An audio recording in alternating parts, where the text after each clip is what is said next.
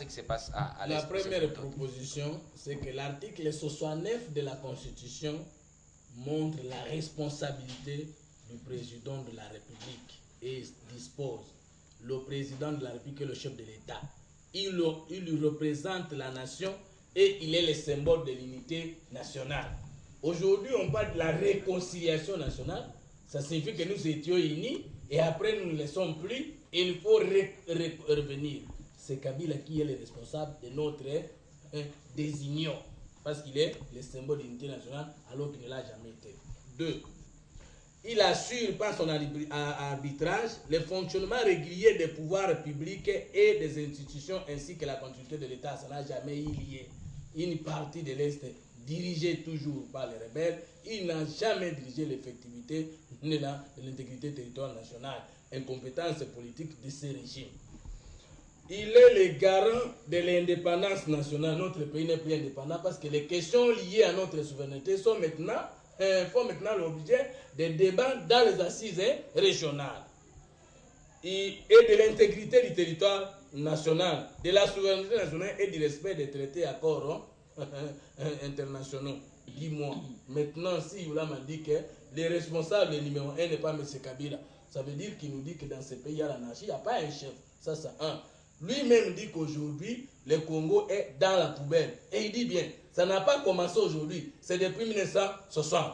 Alors pourquoi vous avez préféré gérer le Congo si vous ne saviez pas que gérer ne se limite seulement pas à l'achat de voitures, des maisons, doubler les femmes, des voyages à l'étranger, mais c'est exercer le pouvoir pour répondre aux problèmes de la population. N'est-ce pas vous-même vous approuvez qu'il y a un problème de crise de leadership quand vous dites que le Congo est aujourd'hui jeté dans la poubelle, alors que ce Congo-là est chef de l'État. Maintenant, qui attaque Kabila? Ce n'est pas vous. Maintenant, pourquoi vous ne pouvez pas avoir le courage de dire que monsieur le chef de l'État, vraiment vous gérez mal le pays? Et pourquoi vous nous reprochez, nous, qui vous aidons à comprendre? Proposez, M. Fumutoto, proposez, à part l'accord, proposez. L'article 85. M. Fumutoto, vous avez des minutes. Je vais terminer. On n'a plus le temps. L'article 85. 145, 44, de 143 à 145 dit qu'en cas de menace et que la gestion régulière du pays n'existe plus, le président de la République doit déclarer la guerre. Il ne l'a jamais fait. L'article 182 jusqu'à 185 de la Constitution nous parle de l'armée, de la police. Non, il n'a pas de trois fronts. Le front diplomatique, le front militaire et le front politique. Oui, aujourd'hui, le front diplomatique échec, ils ne savent même pas négocier les accords. Même mon frère Benan Yulam, là, propose, M. Fumutoto. Sur le plan politique, ils ne sont pas capables de bien gouverner le pays. Propose, sur le plan encore militaire, n'en parlons pas de leurs faiblesses témoignables et prévables. Vous êtes devant vos responsabilités, M. Fumutoto. Propose maintenant. Mes responsabilités, j'ai dit ceci, peuple congolais. Vous avez compris que le gouvernement vous a jeté dans la poubelle. Ça, ce n'est pas moi qui dis, c'est la majorité. Aujourd'hui, le pays est dans la poubelle. Vous avez compris que ce gouvernement n'a jamais organisé une armée pour votre salut. Vous avez compris que ce gouvernement a vendu tous les secrets de votre État aux étrangers. Alors, comme conséquence, levez-vous comme un seul homme, défendons l'intégrité de notre territoire. Car si nous n'avons plus le Congo, nous n'existons plus. Or, notre pays est en train... Ça, c'est votre mot. Ce n'est pas moi qui les prononce. Alors, je demande au peuple congolais de défendre l'intégrité de leur territoire car elle est grave. Et si c'est ça inciter à la haine, j'assume. Non, non, ça on ne peut pas l'accepter ici, M. Fumutoto. Donc, demandons aux Congolais de défendre leur pays. Je vous ai posé la question de proposer, M. Fumutoto. À part l'accord que vous rejetez, qu'est-ce que vous notre mécontentement culturellement, politiquement et socialement. Cela peut être possible de mettre fin à ce qui se passe à l'Est. Cette correspondance, nous avons déjà adressé aux Nations Unies qui ne sont pas d'accord. Ce n'est pas une réaction. C'est aussi ça, inciter à la haine. Dire au peuple congolais que n'acceptez jamais qu'aucune fois les questions de votre pays soient traitées dans une assise internationale. Là où vous êtes, dites non, je ne veux pas. Nous allons revenir, les forums, nous allons revenir sur les deuxièmes points. Nous n'avons que ce pays. Et c'est ce pays qui est mal géré. La responsabilité de lever notre pays de l'occupation nous revient. Engageons-nous. Monsieur Yolama, proposez.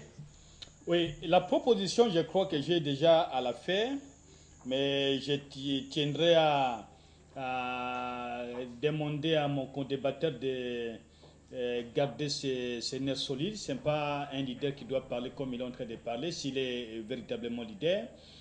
Puisque je ne pense pas qu'en prenant une de mes expressions que vous allez trouver des faits dans ce que je suis en train de dire. Ce qui importe pour le Congo, c'est d'abord la paix, l'unité et l'intégrité territoriale. Et moi, je pense qu'honnêtement, le Congo n'a pas encore totalement perdu. La bataille est là. Et le Congo n'a ni perdu la guerre, ni perdu la bataille. Et à ce niveau-là, j'aurais souhaité que lorsqu'il y a eu la chute de Rutshuru, de Goma, que le même s'élève et dise la même chose. Malheureusement, ils n'ont pas parlé. Nous avons plus de spécialistes sensationnels que des gens qui prennent au sérieux la lecture d'un document. On ne peut pas le dire comme celui qui lit une Bible et qui traduit une phrase. Ce n'est pas cela qu'on fait dans les documents officiels. Il faut avoir la sémantique, la totalité de l'idée et la traduire dans des conditions le meilleur. Et quant à considérer que Joseph Kabila serait l'ennemi du peuple, mais vous savez combien de fois on entendait la vie du président Joseph Kabila? Pourquoi on entend à sa vie? On est en train d'attenter à sa vie puisque Joseph Kabila est en train de faire des routes, des écoles et les Chinois sont au Congo. La guerre, ce n'est pas le fait qu'on voudrait prendre totalement le Congo. La guerre, c'est plus qu'on voudrait récupérer de la manière la plus facile possible les ressources sans en payer un seul franc congolais. Ça, ce n'est pas Joseph Kabila. Et d'ailleurs, c'est là sa guerre. Et je crois qu'il a été de bonne foi pour croire qu'il trouverait des hommes sérieux. Ce n'est pas un chef d'État qui va élaborer. Je ne sais pas si les jours où vous serez président de la République, vous-même, vous allez élaborer un corps régional. Vous allez l'envoyer aux autres partenaires et vous allez les demander de l'appliquer. Cela ne se passera probablement qu'au régime de M. Bassanga, puisque nulle part en relations internationales, en droit public international, une telle aventure peut s'opérer. C'est des chefs, les patrons de la diplomatie qui élaborent avec leurs experts. Malheureusement, aux affaires étrangères, je connais certains qui ont, après avoir perdu les élections en Bandaka, ont injurié le président Kabila, qui sont des conseillers. Qu'est-ce qu'ils vont donner comme conseil à ce même ministre-là? Alors, je crois que c'est cela qui est en train de mettre la République en difficulté. Et la solution, c'est d'appeler à la mobilisation, à l'enrôlement massif de notre peuple au sein de l'armée. Et je crois qu'ensemble, nous changerons la donne, puisque lorsque la MONUSCO a été lapidée à Kisangani, à Rutshuru et ailleurs, ce n'est pas un appel de M. Bassanga qui a été lancé. Il y a une prise de conscience déjà, donc qui est déjà effective. Qui est effective. Moi, j'ai assumé, j'ai dit que j'étais content d'attendre que mon peuple a agi contre la MONUSCO qui a failli à sa mission. Voilà, ça, je l'ai dit. Je l'ai dit que j'étais content. Vous avez parlé, je ne vous ai pas interrompu. Mais je voulais que le journaliste soulève ça. Ce n'est pas votre affaire. Si la CPI est prête à me rechercher, je répondrai de cela, puisqu'il y a la violation des dispositions du chapitre 6 et du chapitre 7. On en fait une bonne violation. Moi, je crois que nous nous battrons. Nous sommes nombreux, ces nationalistes. Nous nous battrons contre les extravertis qui sont, même au sein du gouvernement, qui sont en train de tromper le président de la République. Et nous nous battrons contre eux pour que les choses changent. Je crois qu'appeler à un dialogue, le dialogue n'aboutira pas à grand-chose, puisqu'il n'y a que des gens qui sont à la recherche du gain facile. Le jour où il sera aussi ministre, que la population vienne lui demander s'il n'y aura pas de jeep et des maisons. Je crois que c'est comme ça, une habitude pour le Congo. On est dans la majorité, mais on n'a jamais fait de ce groupe-là. Pour la classe politique, nous passons au deuxième thème. Il faut que je précise certaines choses, après on passe. Non, on n'a plus, je demande votre intelligence, s'il vous plaît. Une minute, M. Fumto, nous n'avons plus le temps. Monsieur Benoît, quand nous débattons, il faut que nous puissions apprendre à nous respecter. Ce qui est un péché, ce n'est pas que quelqu'un achète une Jeep ou une voiture. Mais c'est vous qui venez de le dire. Non. Et respecter les autres, ce n'est pas aussi les interrompre. Vous m'avez interrompu il n'y a pas 2 minutes. Je risque de vous retirer la parole, M. Fumtoto. Protégez-moi. Oui, allez-y, une minute, moins d'une minute maintenant. Vous avez 30 secondes. 30 secondes. Déjà 30 secondes. Les ministres des pays développés ont aussi des voitures. Mais qu'est-ce qui fait qu'avec nos voitures, on ne sait pas développer le pays? C'est ça la question. Une deuxième question. vous dites l'entourage trompe le chef de l'État. Ça veut dire lui, il est trompable, c'est pourquoi il le trompe. Mais jusqu'à quand il se laissera tromper? Merci beaucoup, on les trompe toujours. Merci beaucoup. Nous passons au deuxième. S'il vous plaît, non, vous avez épuisé toutes vos minutes. Nous passons au deuxième. Nous passons au deuxième Vous avez peur thème. Nous passons au deuxième thème. Monsieur Yolama, d'abord.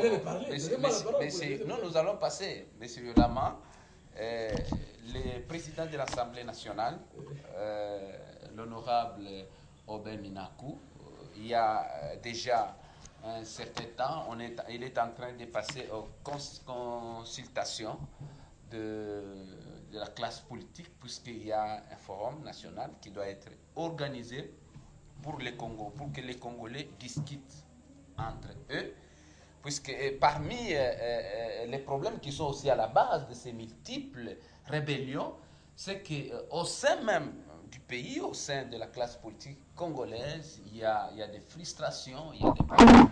Quelle est la chance que vous donnez aujourd'hui, M.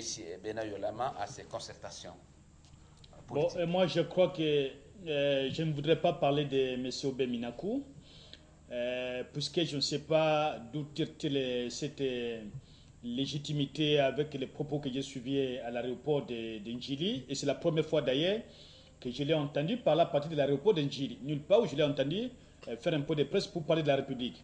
Ce qui importe pour moi, c'est le Congo. Les fonctions qu'ils occupaient et les avantages qu'ils voudraient absolument garder, c'est leur affaire. Ce qui m'intéresse, c'est le Congo. J'aurais souhaité attendre la déclaration du président de l'Assemblée nationale lorsqu'il y a eu la chute de Rutshuru. L'Assemblée nationale s'était tue, aucune déclaration. La majorité présidentielle s'était tue, c'est le silence. Lorsque Goma tombe, j'ai entendu certains de vos confrères donc déplorer l'absence même de la majorité dans les médias. Ils ont fui la télé, ils ont fui la radio, puisqu'ils voulaient se cacher, croyant que demain après demain, Kinshasa va tomber et qu'ils vont aussi faire le même voyage comme ils l'ont fait par le passé. RCD, MLC, on devient kabiliste. Moi, c'est la honte. Moi, ça me jette ça. Et je ne peux jamais faire ça. Je suis de la gauche, je le resterai toute ma vie.